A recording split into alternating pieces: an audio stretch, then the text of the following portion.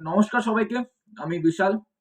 আর title দেখে তো নিশ্চয়ই বুঝতে পেরেছো যে কি বিষয়ে কথা বলতে চলেছি। হ্যাঁ বন্ধুরা, কালকের ডার্বি ছিল, কলকাতা ডার্বি ছিল।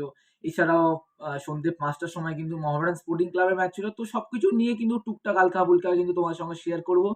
এবং মোহামেডান ফ্যান্স, মোহনবাগান ফ্যান্স এবং ইস্ট বেঙ্গল ফ্যান্সদের নিয়েও কিছু বার্তা আছে। তো সেই সব নিয়েও কিন্তু আজকের এই ভিডিওতে তোমার সঙ্গে ডিসকাস করব। এবং ভিডিওটাকে পুরোটা দেখার অনুরোধ রইলো। আর যারা চ্যানেলে ১ম বার আসছো তারা কিন্তু অবশ্যই সাবস্ক্রাইবটা করতে ভুলো না।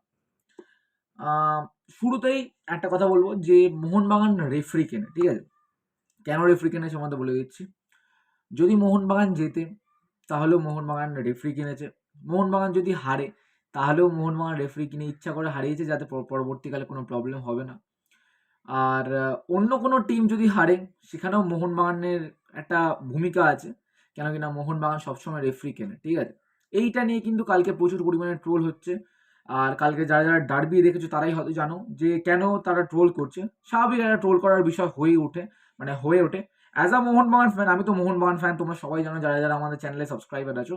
তো অ্যাজ আ মোহনবাগান ফ্যান আমি কিন্তু জেনুইনলি একটা কথা বলব, কালকের যে ম্যাচটা ছিল, কালকের ম্যাচে অবভিয়াসলি কিছু ফাউল ছিল, কিছু পেনাল্টি ছিল। মানে ওই পেনাল্টিটা ছিল যেখানে তোমার আপুইয়ার হ্যান্ডবল লাগে মোহনবাগানের ডি বক্সের ভেতরে। তো সেখানে পেনাল্টি দেওয়া হয়নি। সেটা ন্যায্য ব্যাপার, সেটা জেনুইন পেনাল্টি ছিল।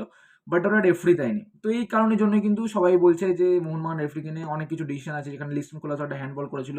ওখানে ওরা হলুদ কার্ড দিতে পারত বা মাইট বি ওটা কোনো কার্ড অফেন্স হতে পারতো। বাট ওখানেও কিন্তু দেয়নি। ঠিক আছে? তো সেই নিয়ে ইস্টবেঙ্গল সমর্থকদের কথাই বলছি। ইস্টবেঙ্গল সমর্থকেরা ট্রোল করছে, অনেক কিছু বলছে যে মোহনবাগান রেফারিকে নিয়ে, মোহনবাগানের মানে রেফারি ছাড়া ওরা খেলতে পারে না। বাট সত্যি কথা একটা কথা বলবো, দেখো, তোমরা যদি ভালো করে ভাবো না জিনিসটা, এটা কিন্তু সত্যি রেফারি ছাড়া, ঠিক আছে? আমি মানছি রেফারি ওদের একটা ন্যায্য ডিসিশন যেটা পেনাল্টি, সেটা পেনাল্টি দেয়নি। বাট পেনাল্টি ছাড়া ভাই, পেনাল্টি ছাড়া ওরা কি করেছে তুমি একটা কথা বলো ভাই। ফুল 90 মিনিটস ওরা কি করেছে? একটা শট অন টার্গেট নেই ভাই। ঠিক আছে? এটা খারাপ বিষয় ভেবো না ভাই, এটা পজিটিভ হবে নাও। তোমরা ইস্ট বেঙ্গল সাপোর্টাররা, মানে ইস্ট বেঙ্গল সাপোর্টাররা যারা তারা কিন্তু এটা পজিটিভ হবে নাও। এবার যারা নেগেটিভ ভাবে নেবে তারা নেবে, সেটা আমার কোনো ব্যক্তিগত ব্যাপার না। আর যেটা বলছিলাম, দেখো, একটা শট অন টার্গেট নেই। ঠিক আছে? 90 মিনিট হয়ে গেছে কিন্তু একটা শট অন টার্গেট নেই। আর দ্বিতীয়ত, মোহনবাগান ফুল 90 মিনিট যেরকমভাবে চাইছিল সেরকমভাবে খেলছিল। মানে ফুটবলে কি হয় যে দুটো টিম নিজেদের মতন খেলে, যে আমি একটা অ্যাটাকিং খেলবো বা ডিফেন্সিভ খেলবো, বা অন্য টিমে যে এগেন্স্ট টিম আছে তারা কিন্তু নিজেদের মতন খেলবে। বাট কালকের ম্যাচে ফুল 90 মিনিটস মোহনবাগান যেরকমভাবে চাইছিল সেরকমভাবে ইস্টবেঙ্গল খেলছিল। হ্যাঁ, এটা বলার কারণ হচ্ছে এটাই যে মোহনবাগানের কাছে যখন বল ছিল, মোহনবাগান নিজেদের মধ্যে পাস খেলছিল। মোহনবাগান যেরকমভাবে খেলাটা স্লো বিল্ড আপ করার চেষ্টা করছিল সেরকমভাবে খেলার চেষ্টা করছিল। আর সেরকমভাবে খেলাটা হচ্ছিল। এবং অপরদিকে ইস্টবেঙ্গলের পায়ের কাছে যখন বল যাচ্ছে তখনও মোহনবাগান মনে হয় কন্ট্রোল করছে। মোহনবাগান বলছে যে মানে বল যেন এইদিকে আসে, ওরা পাস দিচ্ছে এইদিকে, এইদিকে বল যায় ওইদিকে পাস দিচ্ছে। মানে এরকমটা কিন্তু ফুল কন্ট্রোল কিন্তু মোহনবাগানের ছিল, মানে কাছে ছিল। আর ফুল 90 মিনিটসের মধ্যে কিন্তু একটাও শট অন টার্গেট নেই। আর তাদের সমর্থকরা বলছে যে আমরা মানে মোহনবাগান রেফারি কিনে কালকে ম্যাচটা জিতেছে। আরে ঠিক আছে, মোহনবাগান রেফারি কিনেছে, মোহনবাগান সব ব্যাপারে রেফারি কিনে। কিন্তু আগের ম্যাচটা নিয়ে কি বলবে? যেখানে তারা মুম্বাই সিটি এফসির বিরুদ্ধে খেলেছিল, ঠিক আছে? যেখানে তোমার ৩-২ গোলে তারা হোম রাউন্ডে হেরেছে। তো সেখানেও কি রেফারির কোনো ভূমিকা ছিল? মানে দেখো, যদি এই জিনিসটা সেম জিনিসটা আমাদের হতো না, হয়তো আমরা at a certain টাইম হয়তো আমরা বলতাম যে হ্যাঁ, হয়তো ওই ব্যাপারটা যে আমরা দেখে অভ্যস্ত যে ইন্ডিয়ান ফুটবল সার্কিটে রেফারির একটা ভুলভাল ডিসিশন যতক্ষণ না ভিএআর আসবে, মানে VAR আসবে, ততক্ষণ কিন্তু ভুলভাল ডিসিশন আমরা ফেস করতেই থাকবো। সেটা ইস্ট বেঙ্গল, মোহনবাগান, মোহামেডান সবকটা টিমই কম বেশি সবাই কিন্তু এটা ফেস করে। কিন্তু তা বলে এটা না যে আমাদের টিমের মধ্যে যে ভুলটা আছে সেটা কিন্তু আমরা যে ভুলে যাবো সেটা না ভাই। আমাদের ভুলটা ভুল। মোহনবাগান তোমরা যখন মানে দেখবে, হয়তো আমি আমার ভিডিওতে বলেছি, যখন মোহনবাগান হারে, মানে যখন মোহনবাগান সিজনের স্টার্টিং এ হারছিল তখন কিন্তু আমরা রেফারিকে দোষ দিইনি। হ্যাঁ, হয়তো আমরা রেফারি বলেছিলাম যে এই ডিসিশন হয়তো দেয়নি, এটা দিলেও দিতে পারতো। বাট ওটা আমরা হ্যাবিচুয়েটেড হয়ে গেছি। কেন রেফারি পেনাল্টি, ন্যায্য পেনাল্টি দিক না দিক সেটা নিয়ে হয়তো আমাদের কোনো বক্তব্য নেই আর। কেন কিনা আমরা অভ্যস্ত হয়ে গেছি, হ্যাবিচুয়েটেড বাই রেফারি নিয়ে। বাট আমরা কিন্তু ওই সময় কিন্তু রেফারিকে না, মানে রেফারিকেও বলছি, তার সাথে কিন্তু আমরা প্লেয়ারদেরও বলছি, কোচকেও বলছি যে কোচ কি করছে?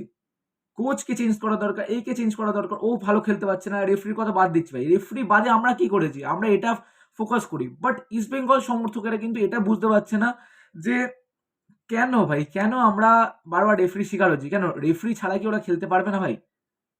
মানে রেফারি যদি পেনাল্টি দেয় তাহলে কি ইস্ট বেঙ্গল গোল করতে পারবে?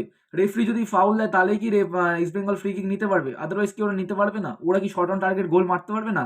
একটা শর্ট অন টার্গেটে 90 মিনিটে আর অত বড় বড় কথা বলছে, ঠিক আছে?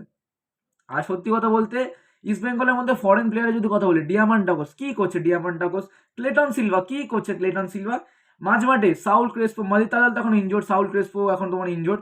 দুটো ডিফেন্সের মধ্যে হিজাজি এবং হেক্টর, ভাই ওটা কোনো প্লেয়ার ভাই? যে ওপেন বল যে ওয়েট করছে বলের জন্য, তার মানে 50-50 চান্স যখন থাকে তখন কি হয়, দুটো প্লেয়ারের মাঝখানে ক্ল্যাশ হয়। বাট ওখানে আমি দেখতে পাচ্ছি যেখানে তোমার একটা সিচুয়েশন ক্রিয়েট হয়ে গেছে, যেখানে মাঝমাঠে হেক্টর বা হিজাজি ছিল, ওটা মেবি আমার মনে নেই, ওদের কাছে বল এসেছিল, মানে 70-30% চান্স। এখানে দাঁড়িয়ে দাঁড়িয়ে দেখছে যে বলটা কখন আসবে আমার কাছে।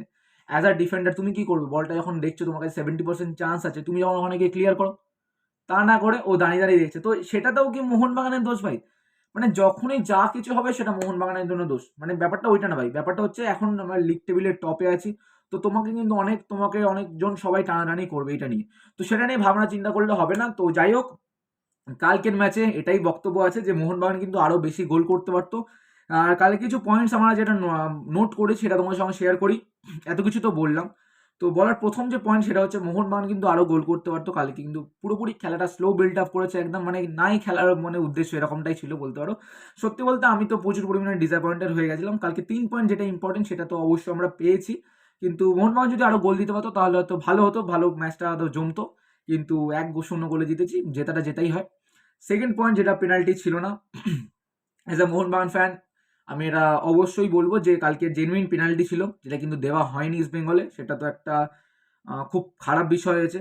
আর তৃতীয় নম্বর যেটা হচ্ছে short on target east Bengal একটাও নিতে পারেনি, সেটাও মোহনবাগানের দোষ। 4 নম্বর হচ্ছে যেটা হচ্ছে মানে আগের যে ডার্বিটা হয়েছিল ইস্ট বেঙ্গল মোহনবাগানে, সেখানে 2-0 গোলে মোহনবাগান জিতেছিল। তো সেখানেও কিন্তু একটা পেনাল্টি হয়েছিল, সেটা কিন্তু মোহনবাগানের ক্ষেত্রে হয়েছিল।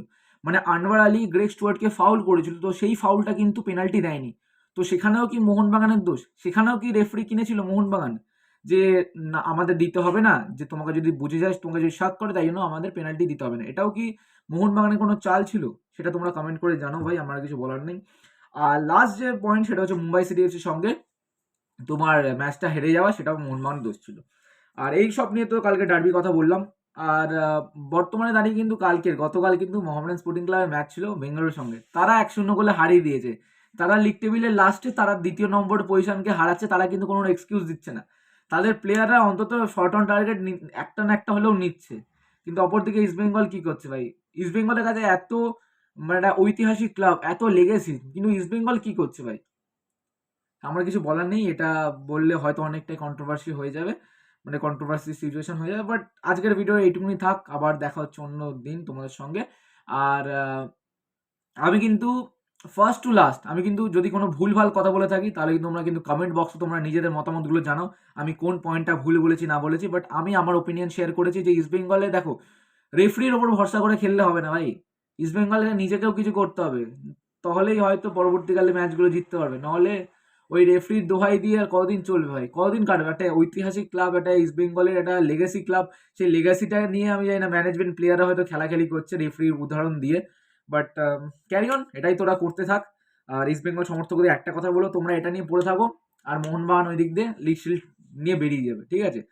আর এটাই বলবো যে ভালো করে টিম করো, ভালো করে টিম পরবর্তীকালে করো, এই করো, এই করো, যাই হোক করো। বেশি কিছু বললে কন্ট্রোভার্সি ঝগড়াঝাটি হয়ে যাবে।